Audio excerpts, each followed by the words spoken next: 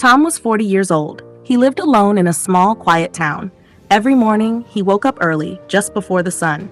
He drank a cup of tea in silence, wore the same faded shirt and pants, and walked to the small grocery store where he worked. His job was simple: carry boxes, clean the floor, stack shelves, and help customers. Most people didn't even know his name. They just called him Hey or You. Tom didn't complain, but inside, he felt empty. Years ago, Tom had a dream. He wanted to become a carpenter. He loved wood. He loved how something simple, something rough and broken, could be shaped into something strong and beautiful. As a young man, he used to make small things with his hands, little chairs, boxes, shelves. But then life happened. His father passed away, and Tom had to leave school and work full-time.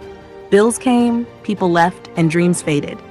Every night after work, Tom would sit on his small bed and stare at the ceiling. He would think, maybe it's too late.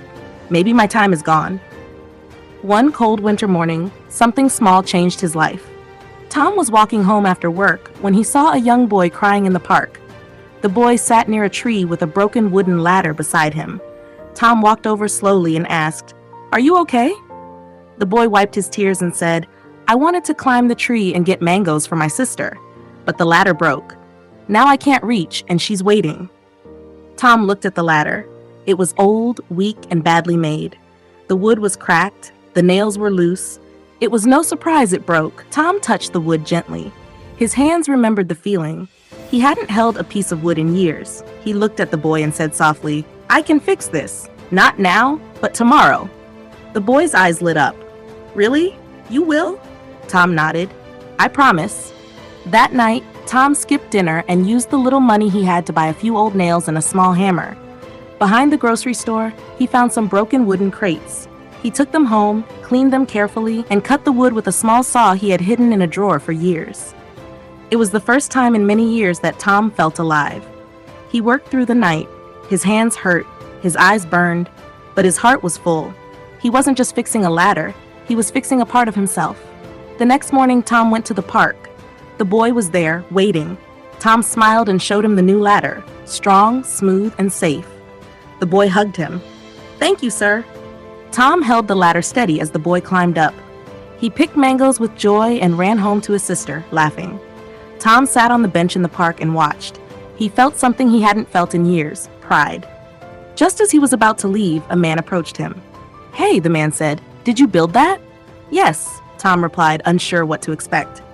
"I run the cafe on the corner," the man said. "Our bench is broken. Think you can fix it?" Tom hesitated, then nodded. "I can try." That one repair led to another: a chair, a table, a door. Word spread around town. People started coming to Tom not to carry boxes, but to build and repair. They respected his hands, his skill, and most of all, his kindness. For the first time, Tom began to save money. He bought better tools. He rented a small garage and turned it into a workshop. He called it Second Chance Woodworks. His slogan was simple: even broken things can be made strong again. But Tom didn't stop there. He started teaching kids from the neighborhood. Many of them came from poor families. Some didn't have fathers. Some were lost, angry, or afraid. Tom gave them something to do, something to build. He taught them how to use a hammer, how to sand wood, how to measure and cut carefully. More importantly, he taught them patience, discipline, and self-worth. One of the boys, Sam, once said, "Sir, I never believed I could make anything, but now I built a table." My mom smiled for the first time in weeks. Tom smiled back. "You didn't just build a table, Sam. You built belief." Months passed. Tom's name became known across town. People who once ignored him now greeted him with warmth. The grocery store owner even came one day and said, "You were never just a worker, Tom. You were always more." Tom didn't care about fame or money.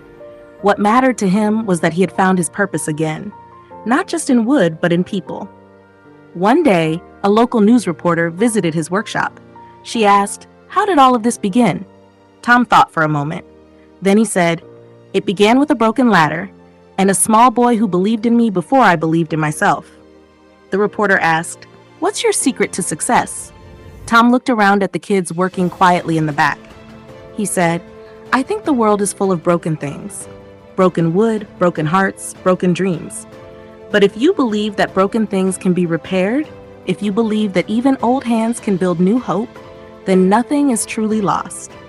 That night, Tom sat in his workshop, listening to the sounds of young laughter, saws cutting wood, and music playing on a small radio. He closed his eyes and smiled.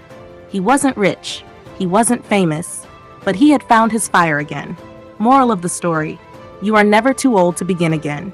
You don't need a big start, just one small act of courage. Even broken people can build beautiful things. And sometimes helping someone else helps you more than you ever imagined.